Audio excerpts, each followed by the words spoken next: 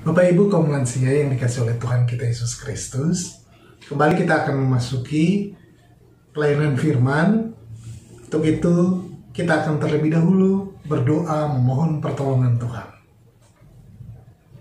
Kami datang kepadamu ya Kristus, kami mengucap syukur buat kasih setiamu yang terus menerus kami rasakan, buat kemampuan kami untuk menjalankan segala aktivitas, dan buat kesempatan untuk mengikuti persekutuan, untuk membaca, merenungkan firman Tuhan.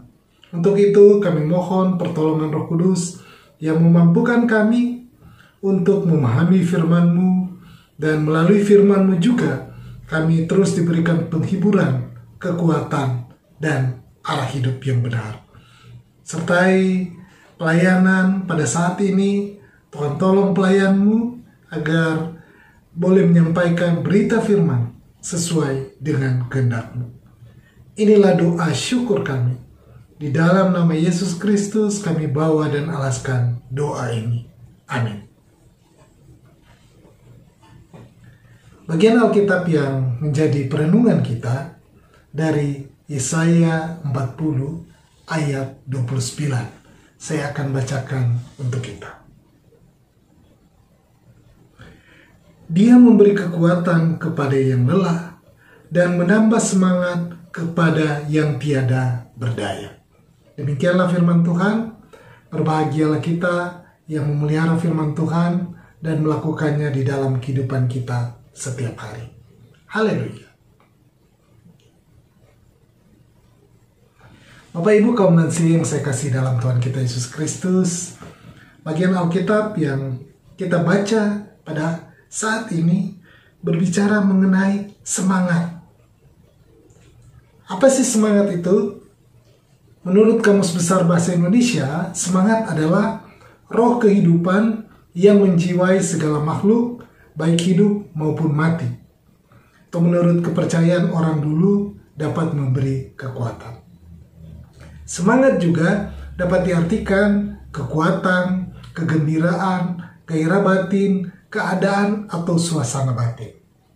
Karena itu kita sering mendengar kata semangat ini disampaikan pada saudara-saudara kita yang sedang dalam keadaan down, ada dalam kelemahan fisik atau bahkan yang mengalami pergumulan hidup yang berat karena masalah ekonomi, masalah keluarga, sakit penyakit, ataupun masalah-masalah lain yang dianggapkan berat. Bapak Ibu, saat bagian Alkitab ini ditulis, kondisi bangsa Israel sedang dalam keadaan terbuang karena kesalahan mereka sendiri. Dan mereka merasa lelah dan berdaya, lelah dan tak berdaya, melihat keadaan mereka yang seolah-olah tidak dapat dipulihkan lagi. Padahal Tuhan menjanjikan pemulihan bagi mereka. Pembuangan tidak membuktikan bahwa Allah tidak berdaya. Justru melalui pembuangan Allah membuktikan bahwa Dia adalah Allah yang adil, yang membalaskan kesalahan, dosa, dan bukan saja sebagai penghukuman, tapi ini juga menjadi pengajaran bagi bangsa Israel.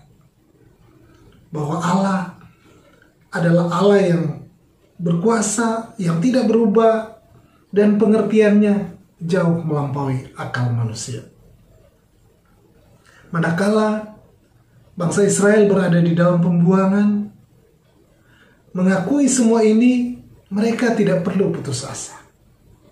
Justru dengan berpaling kepada Dia dan mengakui kedaulatan Allah, Israel akan dikuatkan dan diteguhkan.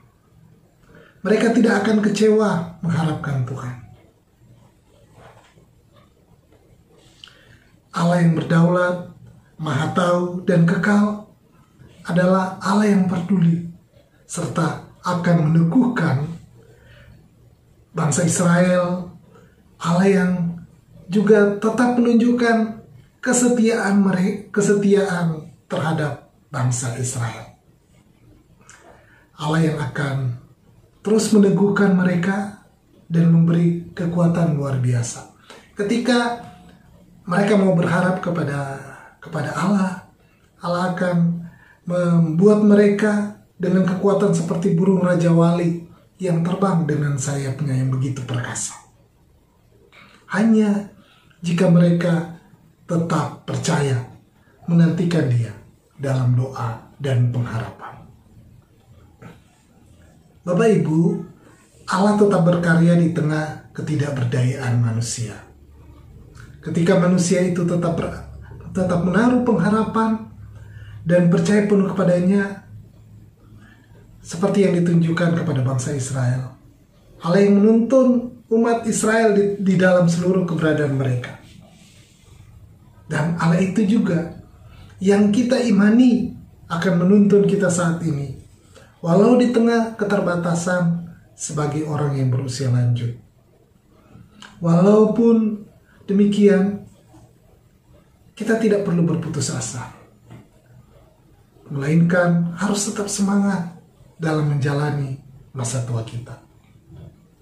Saat ini, di masa pandemi, Bapak Ibu mungkin juga merasa berada dalam situasi yang seperti tidak berdaya.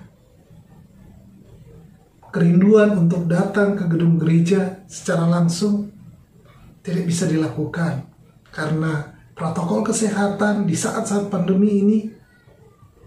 Hal itulah yang terbaik bagi kita.